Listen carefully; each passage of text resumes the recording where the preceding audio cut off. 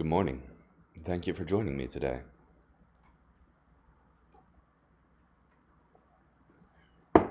First stream of the year. Hope you're doing well today. So, let's read. First Chronicles, chapter 1, verse 1, through chapter 2, verse 17. Had a little bit of a cold last night. Or some respiratory thing.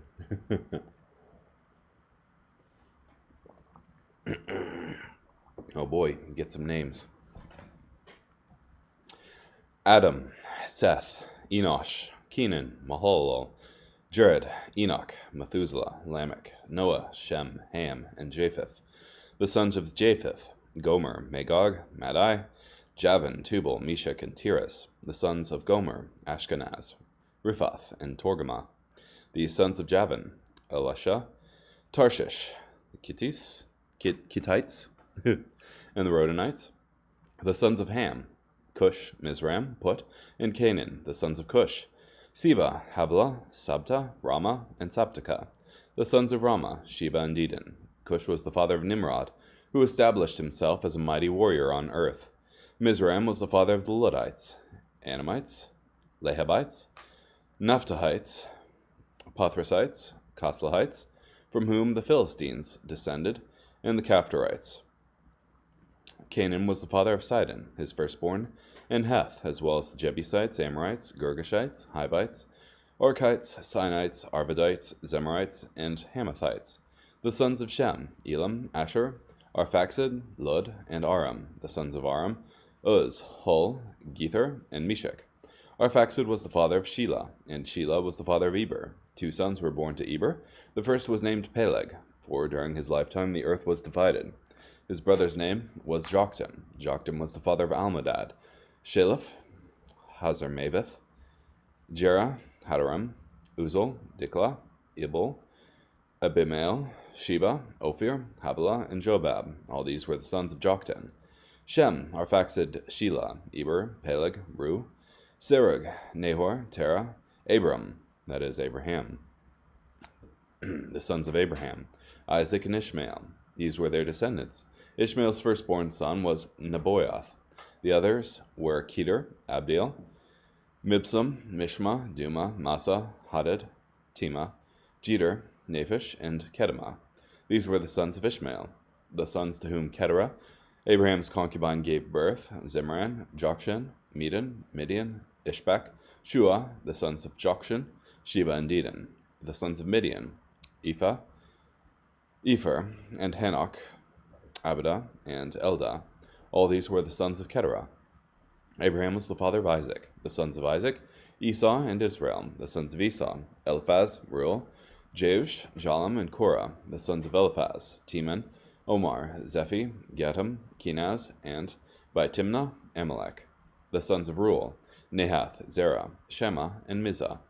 The sons of Seir, Lotan, Shobal, Zibeon, Anna, Dishon, Ezer, and Dishan. The sons of Lotan, Hori, and Homam. Timnah was Lotan's sister. The sons of Shobal, Alian, Manahath, Abel, Shephi, and Onam. The sons of Zibeon, Aya, and Anna. The son of Anna, Dishon. The sons of Dishon, Hamran, Eshban, Ithran, and Karen. The sons of Ezer, Bilhan, Zavon, Jachan. The sons of Dishon, Uz, and Aaron. These were the kings who reigned in the land of Edom before any king ruled over the Israelites. Bela, son of Beor. The name of his city was Dinhaba. When Bela died, Jobab, son of Zerah, from Bozrah succeeded him. When Jobab died, Husham from the land of the Temanites succeeded him. When Husham died, Hadad, son of Bedad, succeeded him. He struck down the Midianites in the plains of Moab. The name of his city was Avith. When Hadad died, Samlah from Masrekah succeeded him. When Samlah died, Shaul from Rehoboth on the river succeeded him. When Shaul died, Baal-Hanan, son of Achbor, succeeded him. When Baal-Hanan died, Hadad succeeded him. The name of his city was Pai. His wife was Mehetabel, daughter of Matred, daughter of Me-Zahab. Hadad died. The tribal chiefs of Edom were Timnah, Alva, Jeheth, Oholabama, Elah, Pinan, Kenaz, Teman, Mibzar, Magdiel, Iram. These were the tribal chiefs of Edom. These were the sons of Israel: Reuben, Simeon, Levi, and Judah, Issachar and Zebulun, Dan, Joseph, and Benjamin, Naphtali, Gad, and Asher. The sons of Judah: Onan, and Shelah. These three were born to him by Bathshua, a Canaanite woman. Judah's firstborn, displeased the Lord, so the Lord killed him. Tamar, Judah's daughter-in-law, bore to him Perez and Zerah. Judah had 5 sons in all. The sons of Perez: Hezron and Hamel. The sons of Zerah: Zimri, Ethan, Heman, Calcol, Dara, 5 in all. The son of Carmi: Achan, who brought the disaster on Israel when he stole what was devoted to God. The son of Ethan: Azariah. The sons born to Hezron: Jeremiel, Ram, and Caleb. Ram was the father of Amminadab, and Amminadab was the father of Nahshon, the tribal chief of Judah. Nahshon was the father of Salma, and Salma was the father of Boaz. Boaz was the father of Obed, and Obed was the father of Jesse. Jesse was the father of Eliab. His firstborn, Abinadab, was born second, Shimea third, Nethanel fourth, Radai fifth, Ozem sixth, David seventh. Their sisters were Zeruiah and Abigail. Zeruiah's 3 sons were Abishai, Joab, and Asahel. Abigail bore Amasa, whose father was Jether, the Ishmaelite. So, that's that so far.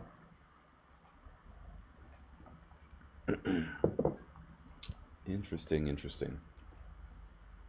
It's fun because the more you study the Bible, the more you understand who these people in particular are. Like, for example, what is it? Brain isn't great at remembering proper nouns. Well, you'll see that these Canaanites are all kind of members of the same family tree. That is, they're from Ham. That is, Shem, Ham, and Japheth, who are sons of Noah. As well as all of the other tribes here. You've got the Jebusites also coming from Ham. You have from Shem, Abram, eventually descending.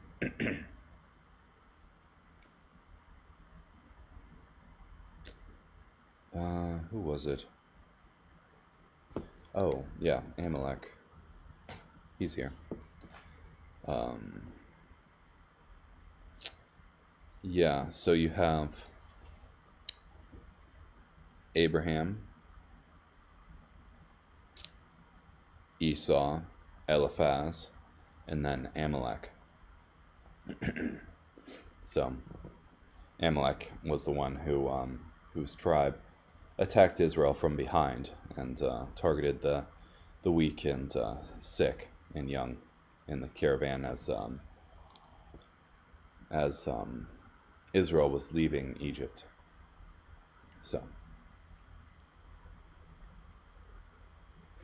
a lot of these people aren't too far removed from each other. That's the point, I guess. Also, you have at the end of 1 Chronicles 1, 43 through 54, an important point here. You have these kings who reigned in the land of Edom, that they're Edomites, which I think Edom and Esau are synonymous. But you have them listed as kings, so they're men of high social standing and high wealth. But you have kind of a curious thing, that their death is highlighted throughout 1 Kings 43 through 54. You had, in 43, Bela son of Beor, the name of the city was Dinhaba. Bela died. Joab took his place. Joab died. Husham succeeded him. Husham died. Hadad succeeded him. Hadad died. Semla died. Shaul died. Baal-Hanan died. Hadad died. And yeah, just in contrast to everywhere else where it's simply a line of succession is given, their deaths are highlighted.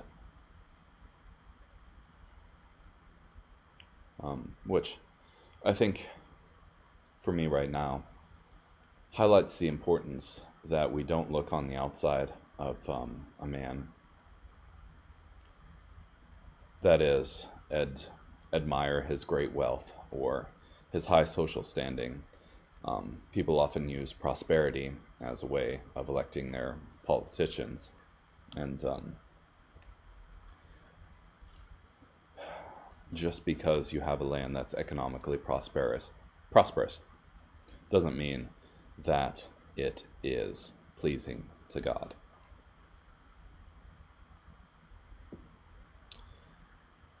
And finally, you've got the genealogy of David here. So, pretty cool. Oh, there were a couple stories that were mentioned in here as well.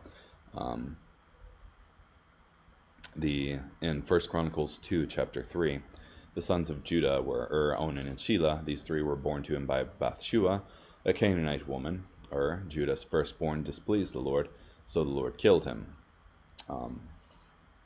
He treated his Judah's firstborn treated his wife wickedly. That is, just abused her sexually without giving her a son. And I think both him and his brother also did this, as she was given to his brother, and then eventually, well, it's all just screwed up. Yeah.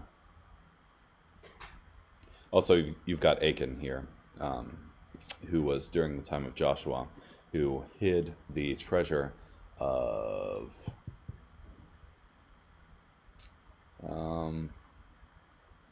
oh goodness, Jericho. He took some gold and some other valuable things and hid them under his tent. So there's that. Carrying on, Acts chapter 23, verses 11 through 35. Thanks for bearing with me.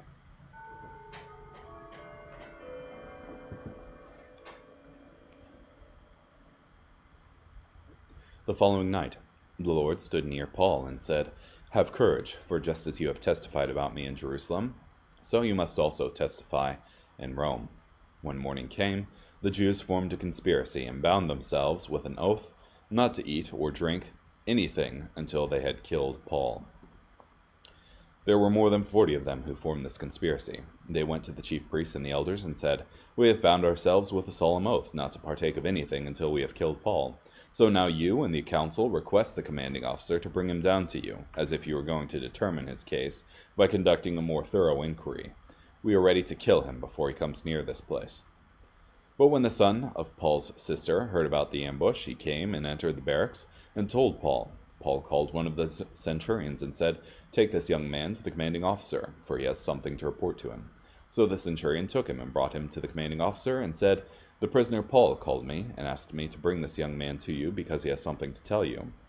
The commanding officer took him by the hand, withdrew privately, and asked, "What is it that you want to report to me?" He replied, "The Jews have agreed to ask you to bring Paul down to the council tomorrow, as if they were going to inquire more thoroughly about him. So do not let them persuade you to do this, because more than 40 of them are lying in ambush for him. They have bound themselves with an oath not to eat or drink anything until they have killed him, and now they are ready, waiting for you to agree to their request." When the commanding officer sent the young man away, directing him, "Tell no one that you have reported these things to me." Then he summoned 2 of the centurions and said, "Make ready 200 soldiers to go to Caesarea along with 70 horsemen and 200 spearmen by 9 o'clock tonight. and provide mounts for Paul to ride, so that he may be brought safely to Felix the governor.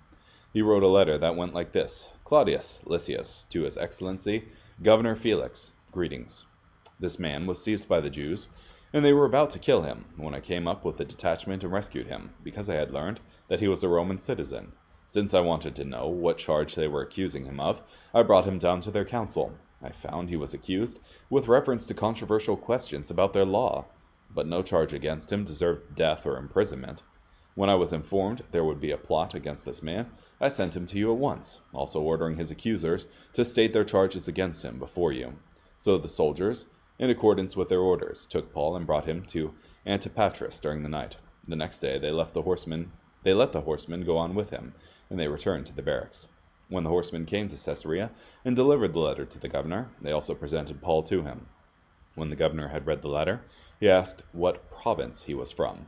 When he learned that he was from Cilicia, he said, I will give you a hearing when your accusers arrive too.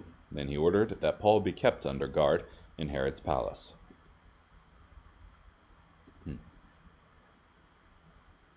So, you have conspiracy going up against Paul, but fortunately the conspiracy becomes known, and just thinking about it from the centurion's point of view, this is essentially an ambush on his cohort going up to wherever it is that they were going, to the council again. So, it's likely that this young man saved more than just Paul's life, as as in order to kill Paul, they would also have to kill the Roman soldiers next to him, or at least disable them. So, yeah.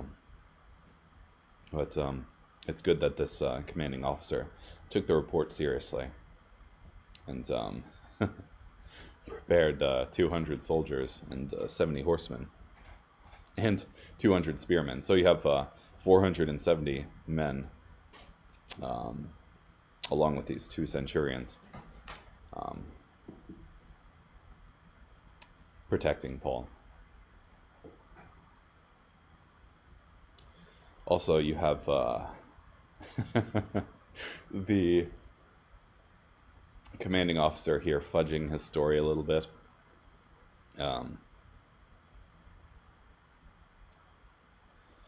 In Acts 23:27, the man was seized. This man, that is Paul, was seized by the Jews, and they were about to kill him when I came up with a detachment and rescued him, because I had learned that he was a Roman citizen. Up to this point, he knew nothing of the case, of the kind, and was, after he had rescued Paul, he was going to flog him to find out what in particular he had done, but stopped because he was a Roman citizen.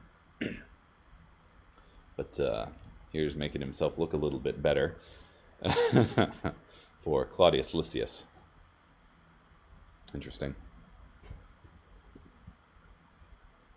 Hey. Let's carry on. Psalm 3, Psalm chapter 3, verses 1 through 8.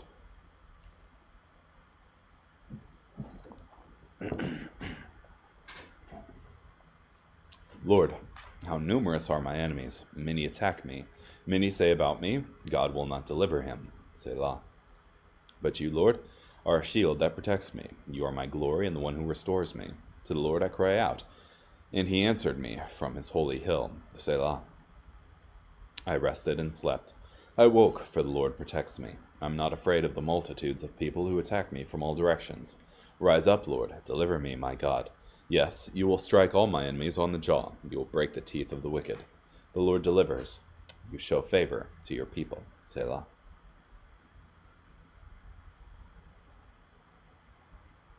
Yeah.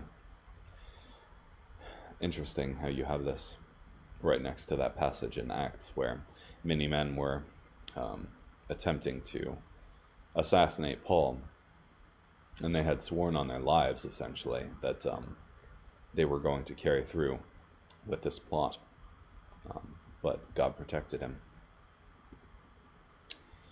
And finally, Proverbs chapter 18, verses 14 and 15. A person's spirit sustains him through sickness, but who can bear a crushed spirit? The discerning person acquires knowledge, and the wise person seeks knowledge. Yeah.